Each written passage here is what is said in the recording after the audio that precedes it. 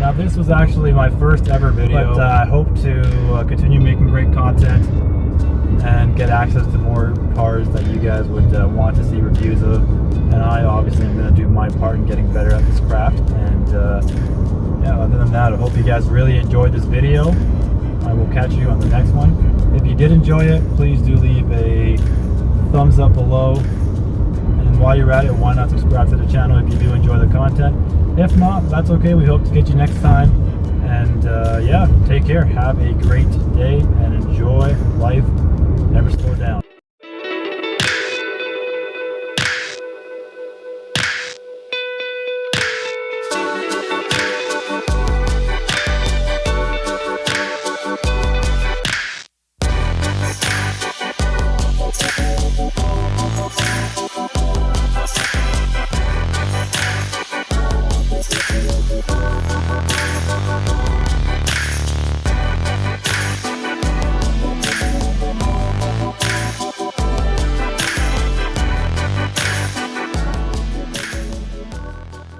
Hello everyone, welcome back to another video. Today we're going to be taking a look at the 2021 Jaguar F-Pace.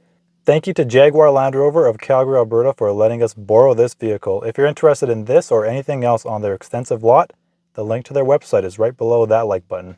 Like always, let's start with what is underneath the hood. So for the Jaguar F-Pace lineup, you can go as small as a 4-cylinder engine or all the way up to a V8 if you want to. We have the base engine. It is a 2-liter turbocharged 4-cylinder, making 250 horsepower and 269 pound-feet of torque. Nice. You have the option of going up to the 6-cylinder, which brings in considerably more performance, but that's a discussion for another video. I'll throw the specs up for you. Be sure to pause the video and you'll see exact details if you're curious. If not, let's keep moving along. Next, let's talk about the exterior. Ours has this solid black paint job. Other than a solid white paint job, any other color that you want will cost you more money. Fun fact, the most expensive paint job on the Jaguar F-Pace for the 2021 model year at least is almost $10,000 Canadian. Along with that, we also have a black exterior package which takes away all the exterior chrome and continues the trend of every vehicle you can think about being blacked out. The headlights are a premium LED setup. Jaguar wants to make sure that you know that they're a premium LED, not just a regular LED. They look beautiful, great daytime running lights. I love the way the turn signal ambers up as well. They produce great visibility at night. The grille is what you see on most Jaguars nowadays on the road. We have some faux venting down there as well. If you get an SVR though, that is all opened up, so it's awesome to see. But if you're looking at this one, it is fake, but you do have functional air curtains, which is great. And also, like a lot of other Jaguar and Land Rover vehicles, you do have a heated windshield, and that's what all those squiggly lines are for, in case you didn't know. Now, the side view of the Jaguar F-Pace has a much more traditional look. Great athletic stance. I love the way the cabin is pushed backwards. I think that's just the trend with almost every SUV you can think of. Even if they're a front-wheel drive base, they're always just trying to push that cabin a little bit further backward. Now, in Jaguar's own words, they call the F-Pace a true triple threat of the automotive world. The F-Pace combines the practicality of a crossover, the driving enjoyment of a sports sedan, and the impeccable styling of a modern Jaguar. Not only does it combine these traits, it does so impressively well. Now, our F-Pace gets a upgraded wheel package. The standard wheel is a 19-inch wheel, but on ours, for an extra $2,900, you can upgrade to these 22-inch wheels. I can't lie though, they do look really, really good, and they fill the wheel well and give this SUV a much more aggressive look, along with those red calipers with the black exterior paint, and everything just screams sinister. We also have the dynamic handling package, which gives you red brake calipers and adaptive dynamics, which in simpler terms, it basically auto adjusts the suspension for you based on whatever road you're on, so you get the most optimal ride. Now, moving on to the rear, we have revisions done just like the front. The inside, we also have the rear revised. We have a different styled LED, very similar to the pre-refresh, but we have just more edges, more sharpness to these lines. And along those lines, we have full LED taillights, and they look really, really nice. We get a power tailgate, no visible exhaust though. I have seen them on higher trims though. And of course, I gotta say it, if you get an SVR, you get some beautiful sounding quad exhaust. And since we're at the back anyways, let's open this up and see how much room we have. Once opening up this powered tailgate, you have about 21 cubic feet behind that second row. It's pretty decently, put together. It is a little bit smaller on the space side because of the shape of this thing, but overall, you're not going to go down. You're not giving away too much space. You could always fold down that second row if you want more, and once you do, you get about 50 cubic feet of space, which is definitely much more usable. Still on the lower end, but you already know this before you buy this, so oh well. All right, so moving on to the interior, we have a lovely tan leather, which I really like. It suits the black exterior really well, and it gives it a really nice, luxurious vibe. The first time I stepped into this thing, I was just blown away. You have the Jaguar logo embossed into the headrest. You have nice contrast stitching. The seats are super comfortable. They give you a 12-way power adjustment seat. They're also heated and memory for the driver's side. I dislike how you have to pay extra for ventilation, especially at this price tag, which I'll get to later on. Ours also includes the hot climate package, which basically has a 4-zone climate control. So every passenger, except for the middle one, the back seat, gets their own customizable temperature select, which is awesome. Along with that package, you have air quality sensors. You even have a cabin air ionizer, which is so cool. And the options list on the website also says a lockable cooled glove box, which I'm not sure if this one has. It doesn't look like it, but I wouldn't be surprised if I'm wrong. And those are some pretty impressive features though. The HVAC controls are simple enough to use once you get used to it, and I'm glad we have knobs for temperature adjustment. You know I gotta say it, hashtag save the knobs. Moving lower, you also have a wireless phone charger, which is awesome to see. It's a big size as well. It can fit the larger phones of today. And move a little bit further down south, you get a traditional shift lever.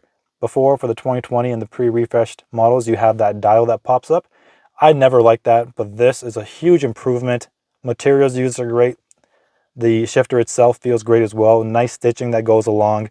If you move to the left of that, you have your stop button for your engine. You have a volume slider, and you can push that as well to resume or mute, which is awesome as well.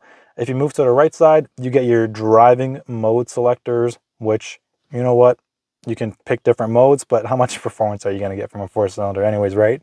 Once you move a little bit further down south again, you have a cup holder area that is also coverable. You have decent sized, 2 different sizes available for those cups. And if you move a little bit further down south again, you open up that center console. You have a pretty small storage area for the center console. It barely fits anything, to be honest with you. But you do get some power outlets like a USB Type-C, an 8, and a 12 volt. The steering wheel has a great feel. We have a 2-tone finish on ours with the gloss black buttons and some beautiful metal finished paddle shifters. These things feel so good in the hands. As my man Flossie Carter would say, you know I gotta say it. Ladies, you know the procedures. And behind that wheel, you do have a configurable digital display, which awesome. It just looks beautiful. It looks beautiful. You can adjust it to have the full map showing, some dials if you want. Pretty much whatever you want, it'll do.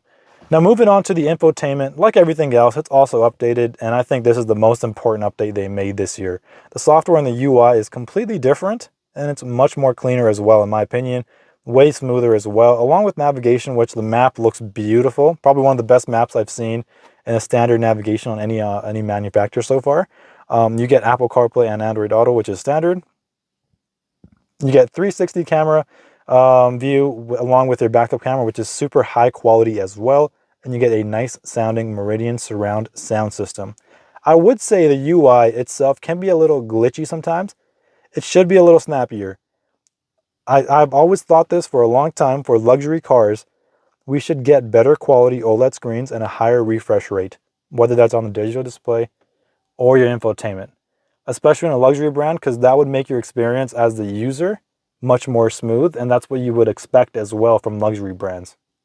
Aside from that, let me jump into the second row. I can show you how much room I have. The same great quality seats and the door panels, all the materials used are awesome. Just you can live back here. It's pretty cool. Actually, that's a lie. You can't live back here, but close enough. I'm 6'1", for those of you who don't know. If you're new, welcome. So hopefully that gives you a good idea of how much space I have. I've got pretty decent leg room. My feet can go underneath the front seats pretty well, so that's awesome. I can have a lot of space for my lower body. I do have my head slightly touching the roof, and that's probably the you know, the design cue of this thing. It's just the way it is, you know, it is what it is, but it's not like I'm uncomfortable. It barely touches it. If I had longer hair, it would be touching it, but it's not like uncomfortable though. So definitely enjoyable. I can take road trips to wherever with this thing, so not bad at all. Moving on to the center console, you have your rear temperature controls. Remember, I did say this is a 4-zone climate control, and the vents back here are right above the dials, and you can control your temperatures and where they flow out of, and that's about it. You have a power outlet, but no USBs. It's a 2021 vehicle, and we don't have any USB-Cs or USB-As for your devices. I think that's something that Jaguar can fix, though. And I will always love you. Let me say that again. Okay, hold on. All right, now, so we're starting our test drive. It's the 4-cylinder engine, so I'm not really expecting a whole lot. I'm going to put this into sport mode. Oh, and did I say the steering wheel is manually telescoping? I know it's a downgrade. Anyways, okay, we're in sport mode. From the brake. Ready? 3, 2, 1. All right, okay.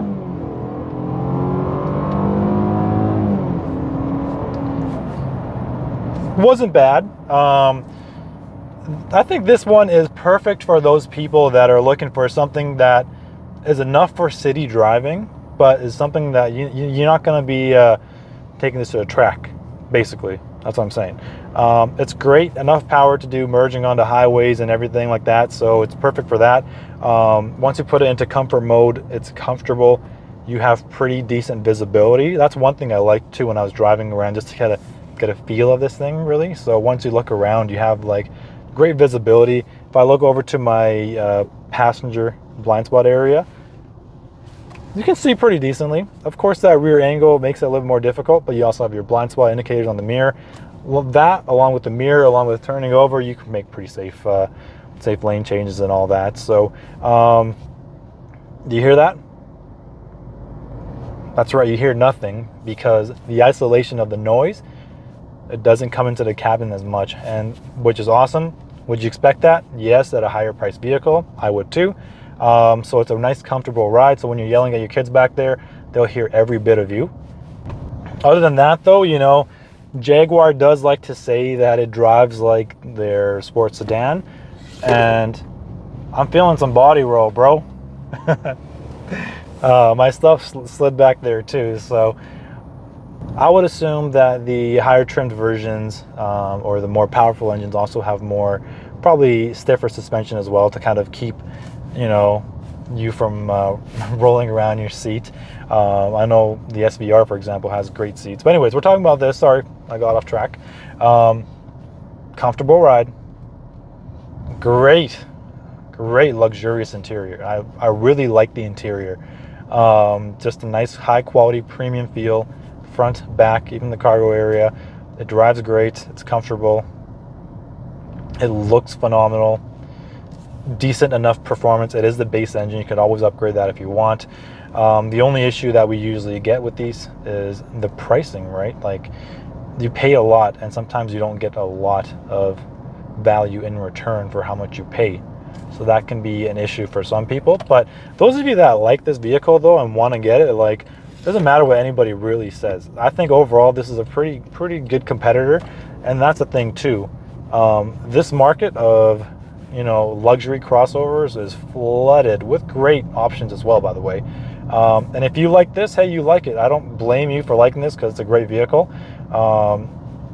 If you even dig the styling in the interior, I would definitely put it on your to test drive list, just so you can get a feel for it and see how it is. But other than that though, it is a pretty fun drive, anything above the base engine, because I've driven one, but you know, that's just my experience. But if you don't need the power, then you're good to go. This is gonna do the deed for you. And that's all I got to say for the driving impressions. And there we have it. I hope you enjoyed the video. If you ever consider getting the 2020 Jaguar FPace, don't do it. Get the 2021. Much better value for your money. Huge improvements made, in my opinion, especially with the whole infotainment system, since that's a big part of a experience that you get when you're driving a luxury vehicle. And until next time, have a great rest of your